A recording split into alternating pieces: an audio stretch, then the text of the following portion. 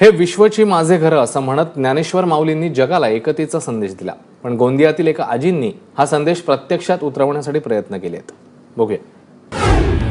Australia, Russia, America, Africa ही फक्त देशांची नाव आहेत असं तुमचा समज असेल तर थोडं थांबा,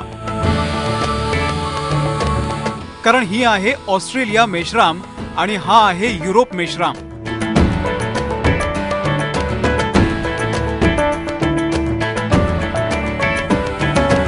गोंदिया जिल्ह्यातील सडक अर्जुनी या गावामध्ये मेश्राम कुटुंबात अशी हटके नाव आहेत। समाजात वाढत चाललेली कटुता पाहून 50 वर्षांपूर्वी सुभद्राबाई मेश्राम यांनी कुटुंबातील लोकांनाच देशांची नावं दिलीत। आमचे देशावरचे नाव ठेवला आणि त्यांचाच तो पुनर्लोकन म्हणून मी आपल्या मुलाबाळाचे एक जग जवळ कसा आणता येईल याचा प्रत्युत्तर शोधून मी आपल्या पहिल्या मुलीचे नाव ऑस्ट्रेलिया ठेवलं, मुलाचे नाव युरोप आणि 3 नंबर मुलीचे नाव मलेशिया ठेवलं।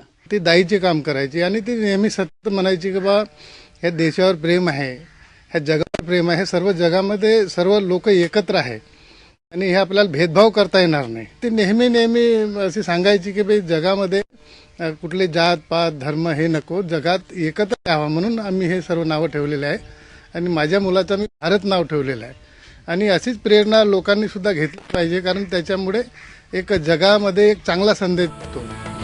कुटुंबातील आजीनं सुरू केलेली परंपरा अजूनही चालू आहे। मुलांनाही देशाच्या नावाचं कौतुक वाटतंय। एक खूप चांगली गोष्ट झाली की सर्वांची माझी ओळखी झाली, सरांची पण माझी ओळखी झाली, मित्र पण खूप झाले। परंतु स्टार्टिंगला खूप हसायचे, त्या कारणाने मला थोडा गिल्टी फील होत होते आणि नंतर मग सर्वच जण माझं नाव घेऊन मला बोलवायचं, मग काही वाटत नव्हतं। मग सगळ्यांनाच माहिती झाली आणि सर्व मला युरोप म्हणूनच नावाने हाकलत होते। 12वीला गेली तिथे पण सगळे पप्पाजींचे क्लास टीचर वगैरे होते सर, त्यांना पण सगळं माहीतच होता। तिथं पण काय नाही, पण कसं आहे क्लासमध्ये गेला ना तर सगळ्यांना अचानकच वाटत होता माझं नाव, सगळ्यांपेक्षा माझाच नाव वेगळा। तर सगळे म्हणायचे ऑस्ट्रेलिया, म्हटलं खूप छान नाव आहे ग, तुझ्या वडिलांनी कुठून शोधून काढलं असं म्हणायचे। बस विज्ञान तंत्रज्ञानामुळे जग जवळ आलंय, पण जाती व्यवस्था वर्ण व्यवस्थेमुळे माणसं दुरावली आहेत। पण गोंदिया जिल्ह्यातील छोट्या गावातून जग एकत्र करण्यासाठी दिला जाणारा संदेश नक्कीच कौतुकास्पद आहे। हरीश मोडघरे, एबीपी माझा, गोंदिया।